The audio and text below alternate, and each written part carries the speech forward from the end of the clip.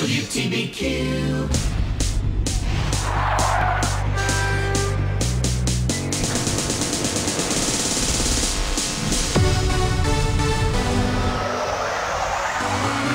So you want to be the next Jessica Mendoza, Natasha Watley, Jenny Finch, or even the next famous Laura Taylor. Good afternoon. This is Tony Abbatine from WTBQ in New York. Today's topic, softball and gold in the cold. How, as a travel coach, how, as a high school coach, do we develop talent so that one day your daughter or the girls on your team can have an opportunity to play at what we're calling the highest level? We're excited to have joined the discussion today, probably one of the hottest young coaches in the industry, former Big East Player of the Year at Seton Hall University, hitting coach at St. John's University for a few years, coached at Providence also, and is now down at Jacksonville University. Even before that, our distinguished guest, Laura Taylor, also played professionally in the National Pro Fast Pitch League. Laura Taylor, Tony Abbatine calling and talking from Orange County, New York. How are you? Good. How are you doing, Tony? Did you hear the temperature up here? I haven't heard. I'm just basking in the sunshine in Florida. So how's it going up there? Well, the forecast says 25 to 30 degrees this weekend. So we'll have the girls out on the turf with their parkers and boots on, getting ready to take some infield. But first off, thanks for joining us. And I want to get right to it. We're going to put you on the spot. Why is it that the girls from, and we'll just kind of pick on the Sunshine State where you're now residing and working on your tan, why are the girls better there at the age of, let's say, 16 years old from the softball end, Laura? Well, there's a lot of reasons, but I think the biggest one is that they're able to be outside all the time. A big change that I've seen just in the college game here is we've been outside practicing our defense. And I think back at when I was a player and during the October, November, December months, I really didn't get a chance to work on fielding ground balls and speed of play and whatnot. The only time we threw was in our field house, and yet I've been in T-shirt and shorts and sweating out on the field. So it's been great down here. I think that's a huge reason is we're playing 365, every day, and like you said, you're going to have the girls dressed up in their winter gear going out on the turf, and not everybody in the Northeast has that ability. Well, you're right. From a defensive standpoint, there's nothing like being outside, and I know you and I have talked before, and you hear from other college coaches just simply the range. How do you develop range as a middle infielder in the Northeast when most of the time from November really to March, your defensive practice is within a 15-foot tunnel?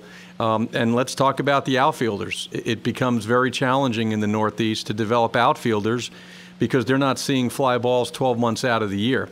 I think that's the obvious part, but let's, if we can, and I think you're right. For our listeners that are saying, well, then I guess the girls from the Northeast are relegated to be below average players, and maybe they should just be giving up and play another sport, because according to Coach Taylor and Tony agreeing, they're never going to be that good because it's not 85 degrees here. Well, I think you'll see that the Northeast players that are successful, unfortunately, they've had to make sacrifices. So you won't see them playing basketball. You won't see them playing volleyball because you'll see them flying down to Florida or flying out to California, and they're getting their games in the setting that allows them to work on their fly balls and to work on their range, because really the best way to do that is on a softball field, unless you have a very large indoor facility where you can hit fly balls. So I think you'll see that the girls that are taking their game to the next level that are from the Northeast, because I've seen very many of them, they're coming down here, they're going out west to get the temperature that they need to be outside. Laura, at an early age, and let's even start down at 11 or 12 years old, right? Whether it's a nephew, whether it's a niece, a daughter, what would you tell a 12-year-old's Little League coach or travel coach? What are the maybe one or two most important things that at that age level they need to master by the time they're even thinking about, playing any kind of competitive travel ball? Well, honestly, you'll talk to so many coaches, and if you hit, you play. So hitting is really the key, and luckily in the Northeast, there's not a huge disadvantage there. All you need is someone that can provide you with good information. Whether you've got a parent that luckily enough has played at a high level, being college or professionally, or you're able to invest in going to see someone for professional instruction. So hitting's a big component, and then just being an athlete. So from that standpoint of playing other sports, just making sure that you're, instead of sitting in front of the television, you're out there doing something when it is nice outside. We have to ask you, we had Howard Johnson, the former major leaguer and hitting coach of the New York Mets last week. The baseball versus the softball swing. I know at our locations around the country, we're asked that question all the time. Is Jessica Mendoza's swing, or is the picturesque swing of Laura Taylor when she played at Seton Hall? That kind of looks like a baseball swing. What can we tell the parents and even the coaches out there? Is the baseball swing and the softball swing, is it one, or is it different? Well, I'll tell you, I've had this debate with my father on so many occasions. I remember being 13 and me shouting at him. A softball swing is different than a baseball swing, but as I've gotten older, I've realized that you put the best female, best male hitters next to each other, and their swings look very, very similar. You really can't see much of a difference in them. Laura, you see a lot of high school hitters, and I know it's tough, but the one or two biggest common flaws that you see in young hitters, by the time they get to Jacksonville, I'm assuming that they're somewhat polished at their setups and their what we call the backstretch and their lower half and their hand positioning is good. But as you recruit around the country and certainly you're no stranger, in the Northeast, what are some of the big, we call them red flags, that you're seeing with some of the high school hitters? I'd say the two biggest, surprisingly, is the backstretch or the load. Getting that momentum backwards so that you can actually hit the ball with some force. Even the players down here, you're still seeing those somewhat defensive swings and lacking that aggressive approach, and really a lower half. The girls just don't use their legs the way they need to, whether it be in the backstretch or in the snap or the turn of the lower half. It's just not there the way that it needs to be. So you're seeing that even at the college level sometimes? Absolutely. I mean, every day we're doing drills to try and improve that down here at Jacksonville. You're not using any frozen rope drills down there, are you? Oh, I wouldn't give you any credit, but we absolutely are. I'm glad to hear that. Let's define gold. I know that you and I had talked before the show, a 18U gold team, and this is a select team and whatnot. Knowing that there's no official certification or definition of it, what is gold, Laura? Maybe you can educate me and some of the other parents that are looking for travel programs. Is it a self-appointed classification, or as a college coach at the Division I level, what does it mean? Well, it is a self-appointed title. Any travel team can state that they're a gold team. Unfortunately, when we used to recruit, you knew a gold team was a much higher caliber team, and now it seems that everybody thinks they're a gold team. So it does make it a little bit more challenging on us, but it makes it more challenging on the parents as well and the players to make sure that they are finding a team that really suits what their child's goals are. If they want to play at a very high level and they're talented enough, they do need to be on a team that's going to put them in front of the right people. Laura, let's define the good player if you can. And I know we'll play word association, running time. Not that speed is everything, but certainly you mentioned being an athlete, and I know that's the one thing that at the earlier age group we try to instill with the young girls and their parents. Be an athlete, be able to run, be able to lift, do age-appropriate strength training. But running time home to first base, in order to play at Jacksonville, for example, or any of the other high-end Division I programs, can you give our audience a little bit of parameters on what's really good, what's average, and what's real bad, as in you better consider not playing? Well, I'd say average is a 3-second time. If you're a doubles hitter or a contact hitter, you've got to be hitting that number. If you're a power hitter, you can get up to a 3.3, 3.4 if you're really good. But if you're turning around and if you're a slapper, I've got to see 2.7, 2.8 on my stopwatch, or you're not going to be safe, because the speed of play at the college level is just on a different playing field. And how about for the catchers? John Tominia, the scouting director of the White Sox, talked about the catcher's throw from home plate to second base. To be considered a Division I level catcher, what times are we looking at? Well, I'd say a 1.8 is the average, 1.8 to 1.9. If you're an exceptional catcher, you're at the 1.7. I get emails all the time saying that someone has a 1.65 home to first time, and I've just never seen it live. So that's when, the numbers get a little gray, when people are trying to tell themselves about you via email. How about pitching speed, the last of the feedback? I know that varies, whether it's all about spin. We understand it's about separation of speeds at time, but it seems that the Division I schools that we've talked to, 60 seems to be kind of the get invited to the party. I mean, is that a number that makes sense for your program? 60 is a very good number. I mean, occasionally you'll get a player that can spin the ball and throw 58 and get people out.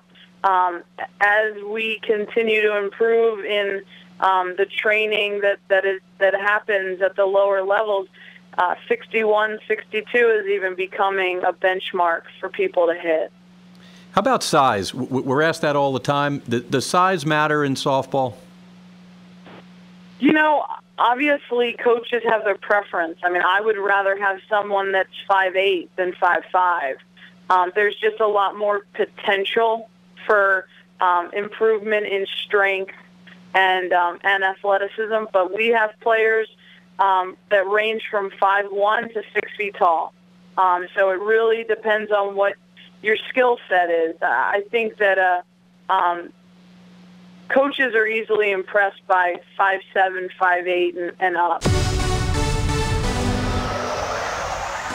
Developing softball in the Northeast. We're talking still with Jacksonville coach Laura Taylor. Laura, we mentioned before, in fact, I think it was you that introduced me to the term daddy ball.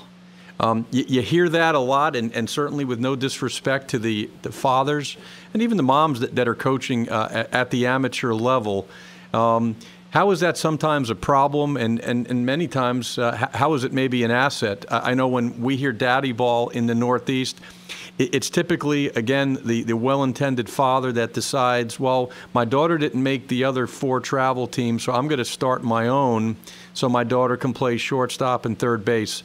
How do parents, that are looking and interviewing different travel organizations, what are some of the red flags on a so-called daddy ball team? Well, you're right. It is a big issue.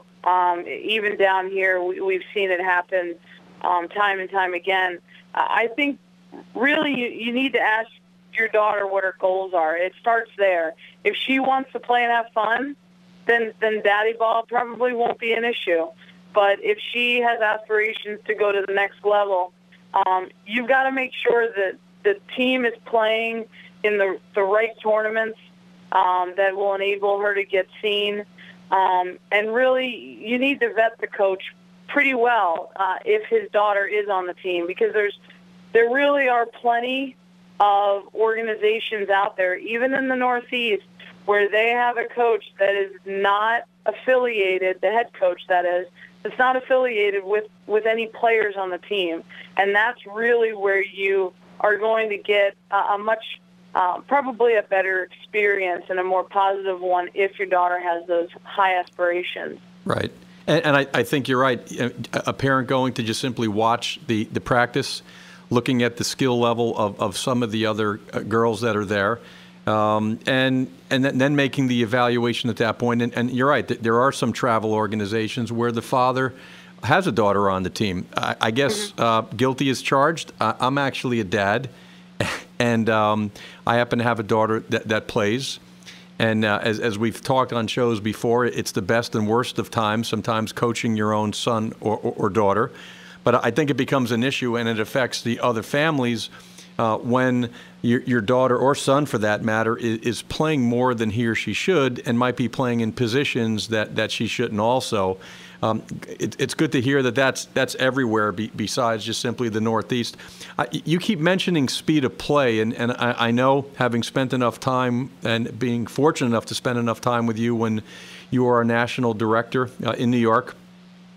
I hear the weather issue all the time, and I guess, okay, the weather is better in the Sun Belt states, but come April and October in the Northeast, we have the same weather that you have down in Florida and even in Texas. And I'm convinced there's nothing we can do about the weather, right? We're not going to build a dome at the Rock anytime soon. But I still think that the amount of games that some of these girls are playing at the younger level are too much. And yes, you need to play. But this whole balancing and finding the right formula of finding time to work on your individual skills and understanding the difference between working on your skills and team practice. Maybe you can kind of elaborate on that, because we run into girls in the Northeast, and I was out in Chicago a few weeks ago and out in Texas visiting one of our locations, and I ran into a bunch of girls that they played 57 games in the spring. They couldn't throw, their footwork was terrible, and their swing sucked. But they played a lot. So, where's the balancing act of you need to play, but before you need to play, you better have your own individual skills in place? You're 100% right. I mean, them playing that many games, that's a college schedule in the spring, and that's a ton of games, and they're doing it as if it's their job. So I think building skills in the off season is critical. But you've got to make sure you're building the right skills. When you said that they couldn't throw, their footwork was awful, they obviously aren't spending enough time with the right people. So if they're coming once a week, it's not enough. Our girls train 6 days a week. Even in this off season where we're only allowed 2 hours with them, they're out at the cages on their own time working on skill-based things. So I couldn't agree with you more. And I think that's the challenging part, and it gets very frustrating, Laura. We'll meet parents, and even when you were here last year with us, we meet parents whose daughters are juniors and seniors in high school and have an interest in playing college softball at any level, and the realization sets in. Wow, we were in all these tournaments, we played in all these showcases, but, Tony, Laura, Anna, whoever, you're telling us that my daughter can't do X, Y, and Z. That's the frustrating part for a lot of the families in the Northeast, that unfortunately they find out too late that what they've been doing or not doing hasn't worked. Right, and I think that it comes down to, are the parents having those conversations with their daughters and finding out what their goals are? Because quite honestly, if you're a junior in high school and you haven't had the conversation with your parents that you want to play softball in college, you're behind the times. I'm not saying that you don't have a chance, but a lot of schools are beginning the recruiting process, and beginning in the 9th grade. That's when the evaluation process starts. So if that's when your daughter's being evaluated for the first time, first impressions are important. So what have you been doing in 6th, 7th, and 8th grade to improve your skills? And I think it really starts at that beginning of the parents not knowing what what the daughter's dreams are. Right, and you're right, and that's where parents at an early age, and will the typical 7th or 8th grader really know where he or she wants to go to school? Probably not. But by the time you're in 8th grade or getting ready for high school, I think you can have that conversation with your daughter. You know what? Yeah, I do want to play after high school. Here's how I see it, though, Laura. I think at the end of the day, the hard work that's needed at the younger age, the girls don't want to do it.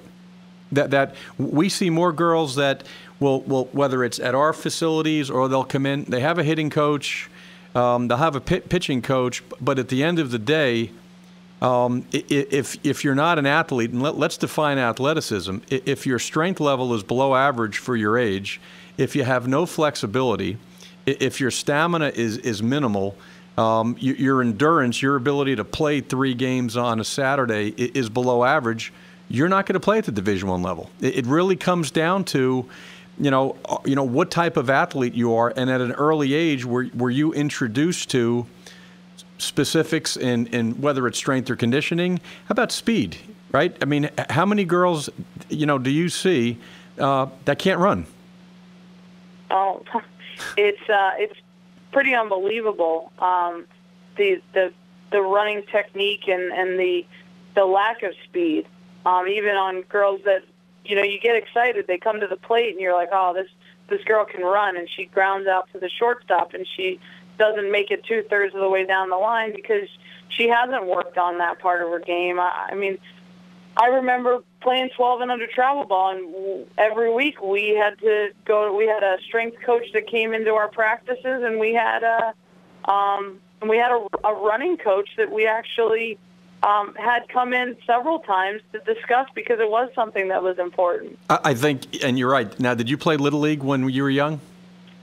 I did. Until I was 11, I played Little League baseball, actually. Right. Well, I mean, and when you trace back to some of the players like yourself that have played at the highest level and have played professionally, there's always that, my dad had me out in the backyard playing baseball, or at a certain age, you either stopped playing Little League or you surrounded yourself with some other really good 12-year-old girls, and the instruction was good. And as you and I have talked before, in common sense, the earlier you get information and good technique and good instruction down to the 9, 10, 11-year-olds, they have the best opportunity as they get older to improve. The challenge we have in the Northeast, we're trying to fix swings and throwing skills and teaching, what really are phase 1 skills with 15-year-olds. I think the girls in the Sun Belt states are just getting better information at an earlier age. And the mindset in the Sun Belt states is, let's develop some good athletes at an earlier age. And we just haven't been able to convince the Northeast, Laura, that that's the way to do it. Yes, I could agree with you. You would be surprised how many throwing issues we do have down here.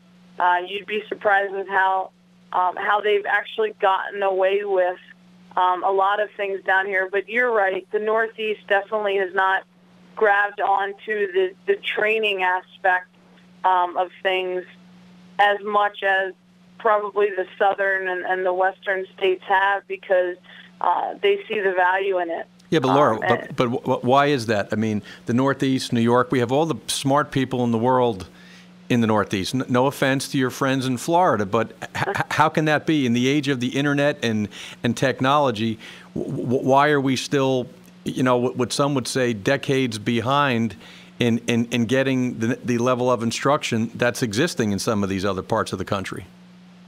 Well, I'm pretty stumped by it, too. I think one of the difficulties, and you and I have discussed the difference between the way that baseball and softball players train and the way that soccer players train. I think that there's so many fathers and even mothers out there now that they played Little League and they played JV softball or baseball in high school. So they think, well, I watch baseball every night. I can teach my son or daughter how to play. Where, as we've talked, the soccer trainers come in and they train. And they make that commitment to the training, and it's very different than the way that baseball and softball, especially in the Northeast, has really had that training foundation. I think that's a good point because, and you mentioned soccer, which was not a sport that most of the parents who have children now have played. There's a willingness and an acceptance that we need to go out and get professional instruction or just instruction above and beyond what we can provide. Baseball and softball, the games that most parents have played, I think there's this, at times, misconception that they can teach because having played the game really has nothing to do with being able to teach the games. I think you're right. It is getting better. I kid with Jessica Mendoza when she comes to visit, and, you look at the national team roster, you look at Team USA roster, you don't have one girl, or maybe there's one girl that's from the other side of the Mississippi River, that the better national team and Olympians are coming from 4 states. They're coming from California, Arizona, Texas, and Florida. Is that trend going to change? I don't think that it is. Look at your roster. How many girls from New York are on your roster? We have 1 player from New Jersey. We've got 2 from Pennsylvania. So we do pull from the Northeast, but only if the player's better than from down here, right. Significantly better. Right. So they have to be better. If you're going to pull from the tri-state area or your home state of Delaware, they have to be better than one of the Floridians that are down there, because, quite frankly, it's going to be less expensive to bring that Florida girl in than the girl out of state. Right. Yeah. Let's drill down again. I know, let's talk about live pitching if we can. The girls out in the Sun Belt states probably see more of it. Unfortunately, in the Northeast, there's probably more hitting machines and tee work being done, all things that are good. But I think as it relates to developing hitters at an early age, how important is that 12 to 14-year-old seeing live pitching 12 months out of the year? I think it's incredibly important. We've done more live down here than I've ever done in a fall season, so it's been really nice to have that. Just reading spin and reading how long does it take me to recognize a pitch, swing the bat on a 50-mile-an-hour pitch, on a 55, on a changeup, on a ball that's moving away from me, or a rise ball that a lot of 12 and 13-year-olds haven't quite seen yet. But if they can see that before they get into 14 and 15, they're going to have a big advantage. Well, you said the 2 magic words that I know are dear to my heart: recognition and timing.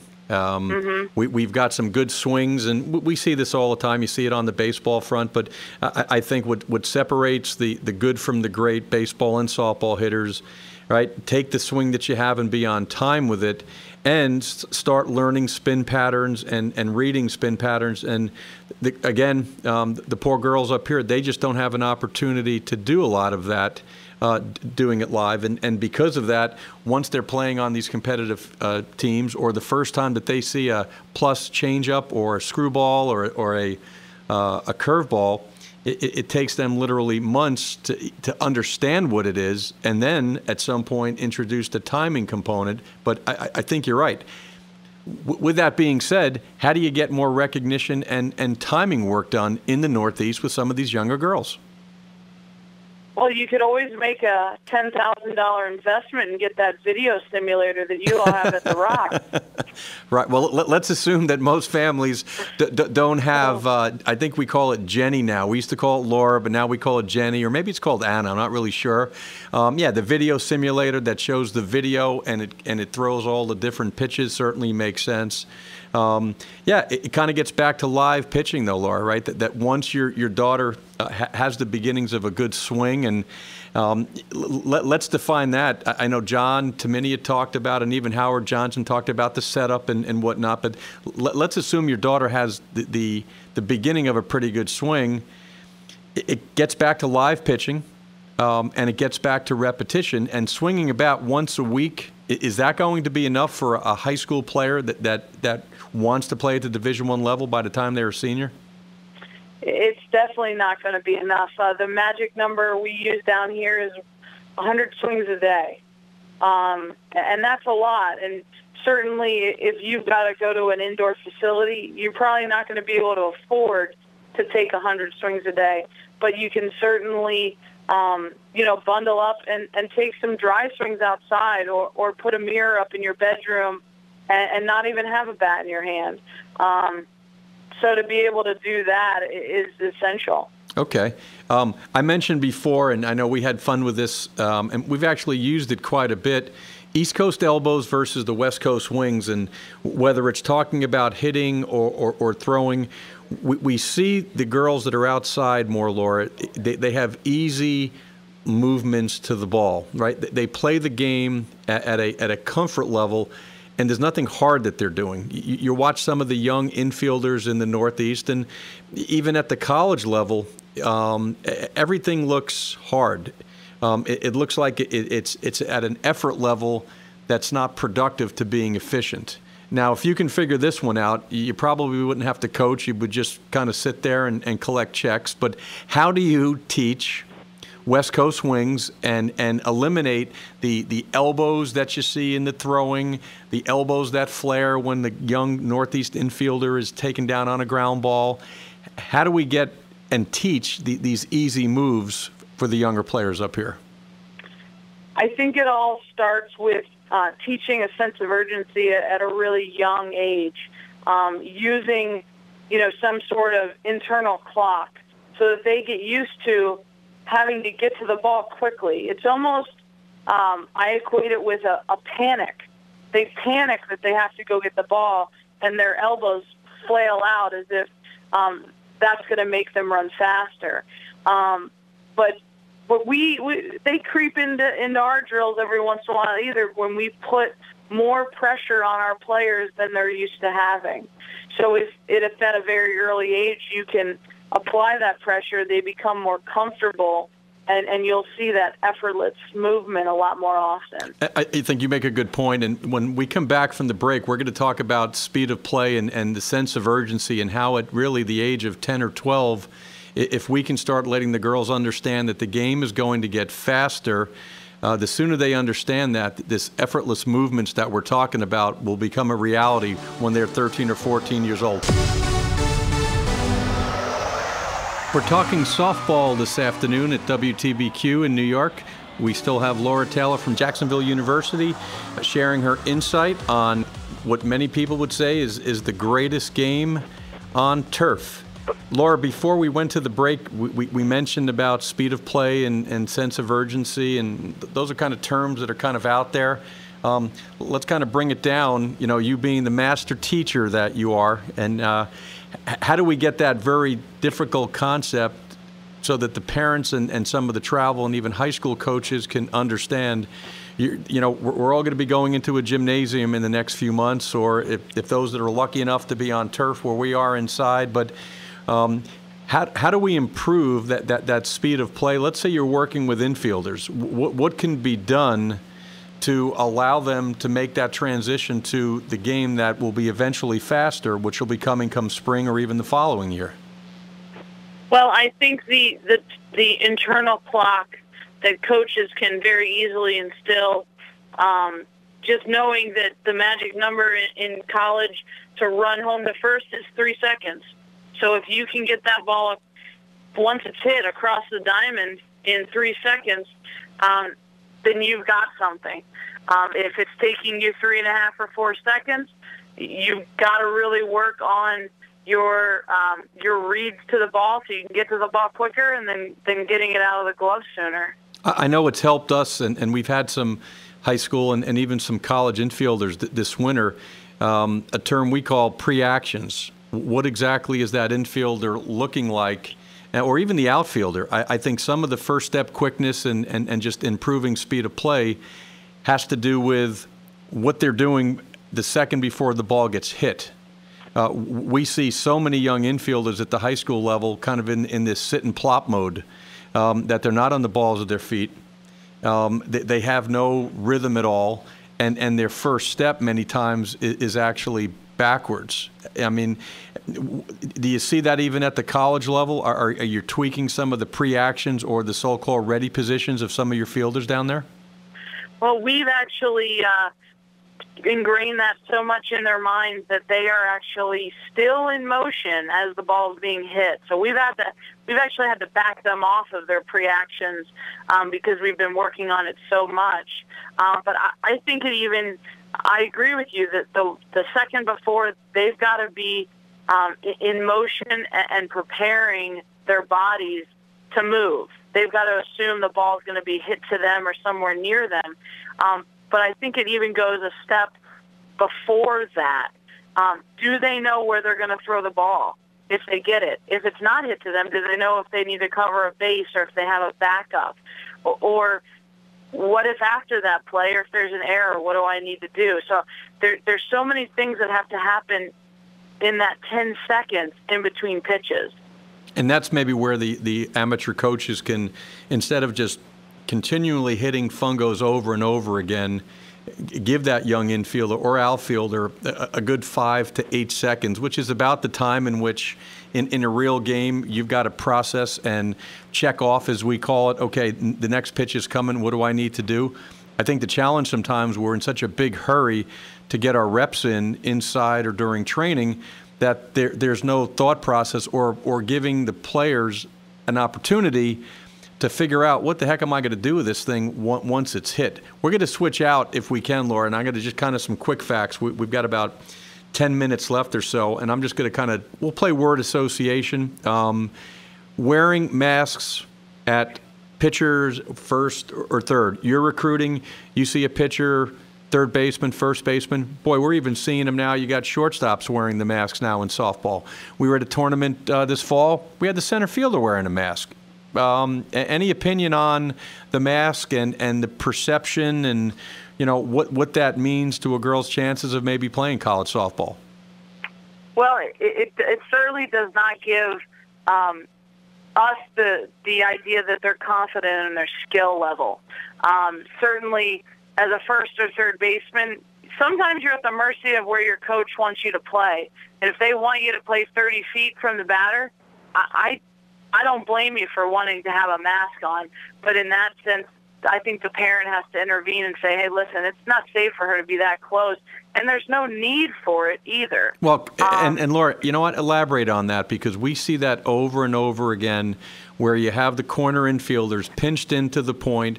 Not only is it not safe, but there's so many problems in overcommitting there. You're going to be vulnerable to a slash. You're going to have a problem at some point if they swing away. The little Texas League fly ball that's going over someone's head. When you're that close, you have to keep the infielder's feet not moving at all. So right from the beginning, you're putting them in a non-athletic position. Why do we continue to see that here? I just think that it's something that the coaches saw 10, 15, 20 years ago, and they just can't let it go. It's something that was ingrained in softball for some unknown reason. I can't quite figure it out, but even we are having to push our corners back because they, for so long, have been told to play up, play up. And certainly in a bunt situation, you should be playing up. But if you've got the 4 batter up, play behind the bag or play even at least. If she drops a bunt down, at least she didn't hit a rocket into your face. So right. That to me just is common sense.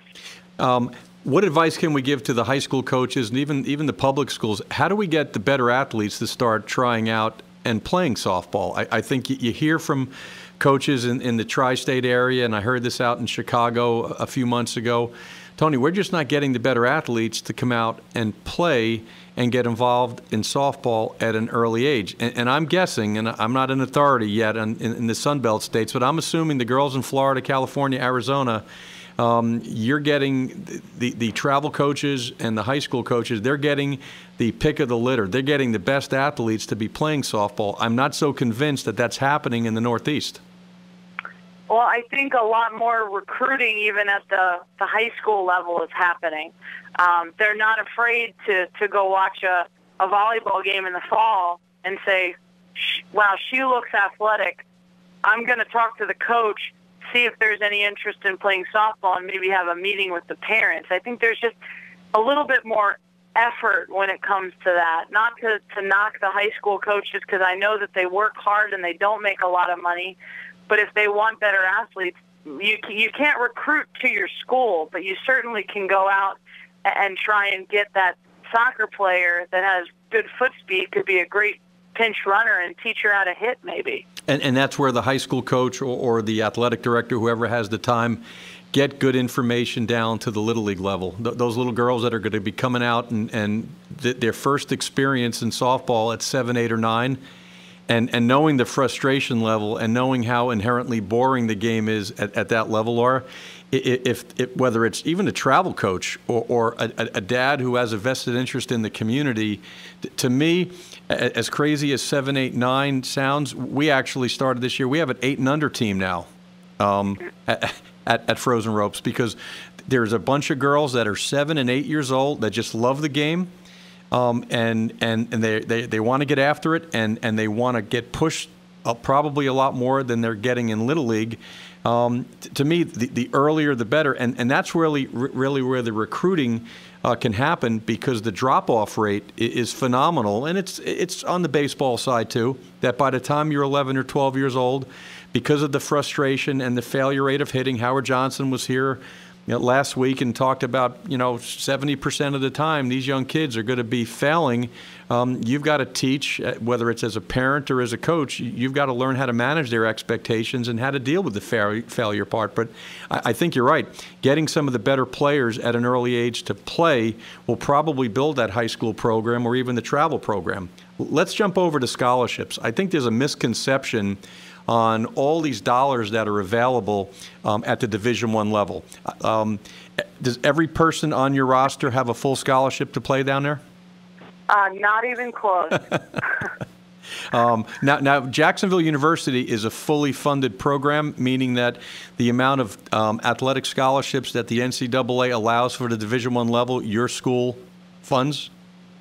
No, we are actually not a fully funded program. You would be surprised at how few there are out in the entire country.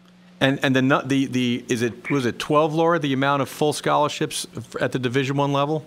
That's correct. Right. So you've got Division I programs. I guess when people think of Florida and Alabama and Stanford and UCLA, let's assume that they're the fully funded programs? Yes. In large, you're going to see the public schools, the bigger schools, the schools that compete in some of the larger conferences, even if they are in the Northeast, you will see that they are fully funded, because they're pushed by some of the other schools in their conference, even if they are smaller. So, getting back to the main topic of finding gold level players or developing gold level players in the cold, what advice would you give to a family, short of moving to Jacksonville or Miami or Phoenix, Arizona?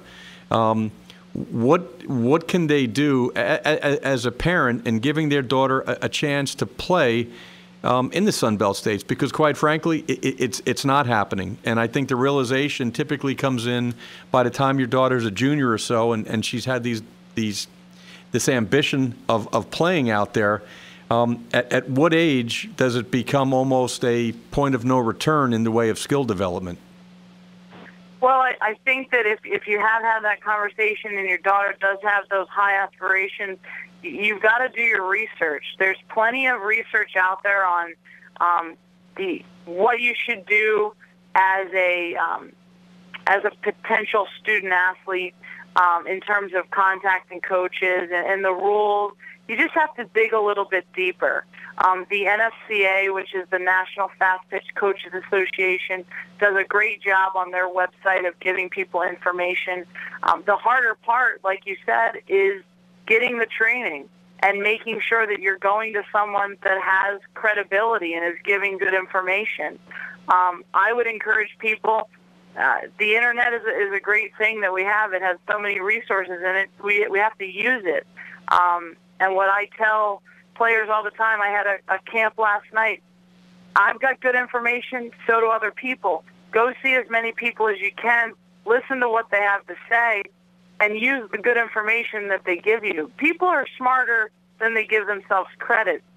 If it doesn't make sense, it doesn't make sense. Well, I think you're right, but here's the other side of that, Laura.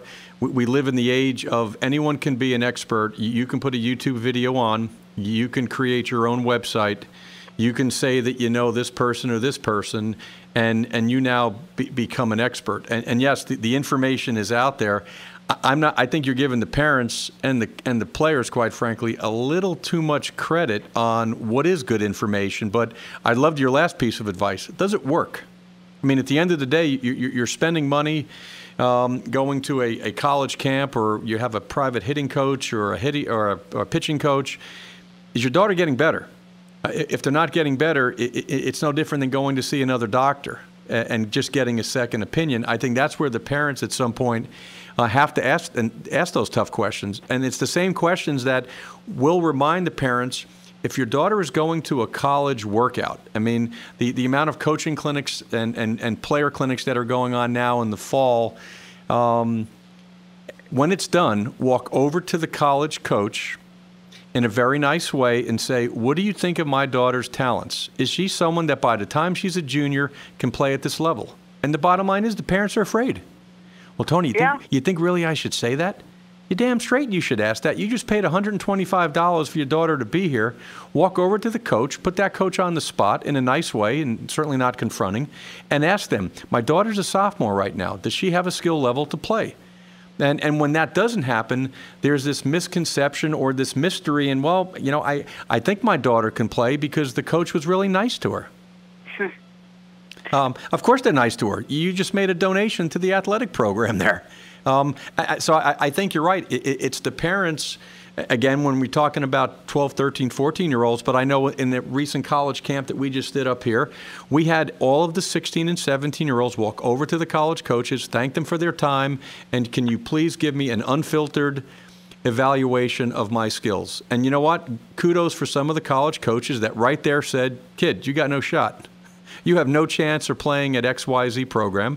And then other schools said, you know what, I think you need to work on this. I think your skills are good here. And you know what, a year from now, we think you can play. That's just why is that such a hard thing for some of these parents to do, Laura? Well, I think, first of all, depending on how old the player is, I think that you did the right thing and you had the player do it. But even more so, people don't want to hear that they're not good. They're not mentally tough enough. And it's a difficult thing to hear someone say, no, we're not interested. So I think that is a big factor in why it doesn't happen more, because quite honestly, I'd be more than happy to tell someone what I think of their skill level. I'm not going to crush their dreams and make them feel terrible, but I will be honest with them, because if they shouldn't waste their time contacting my school or another school, then it's better off for them not to waste their time. And I've seen you do that very well. I know when you were overseeing our college-bound program with a smile and certainly in a nurturing tone, you would tell families that, no, that Division I athletics is not going to happen for your daughter. If she'd like to go to Alabama or Florida, let her go and be on the debating team or be the best engineering major, but it's not going to happen in softball. I think you're right. I think the parents and sometimes even the children themselves aren't tough enough to have that question answered in front of them. But then what happens is that, you know, it just goes on, and then now they're a senior, and for the first time the realization comes in that they're not even a Division II player. So let's not kid ourselves. Most of the players that you saw, right, and all the recruiting that you did at St. John's, while you were at Providence, and while you were based in Orange County, what percentage of players were Division I potentials? Probably less than 5%. Less than 5%, and you probably saw close to 1,000 girls over the last few years being up here. Right. Which gets back to, had they gotten good information or training at an earlier age, maybe it could have been different. And again, the magic age, Laura, probably the last question. At what age, you know, the research says that movement patterns and fast twitch muscles at a certain age, what you have is what you have in the way of foot speed and running speed. What is that magic number in your opinion? You've been around enough young athletes to know at what point does that parent or player need to make sure that that good information, that training, and all those movements are in place, or at least have been introduced? I'd say they need to be in place by 16. We tend to use the freshman and sophomore years of high school as our evaluation time, and if they have not gotten better by their junior year from when we saw them previously, we know that they're not going to be able to continue to get better and to be at the level that we project is going to be good enough at the Division I level. Laura, looks like we're running out of time. I can't thank you enough for sharing an hour, your insight. You better make sure you continue to be a role model to all the girls down in Jacksonville University. And I know the time that you were in the New York area, you still got some big fans that are here that are hoping and praying and hopefully training hard to one day be a Jacksonville Dolphin. We'll hopefully see you soon when you come back north. Thanks so much, Tony.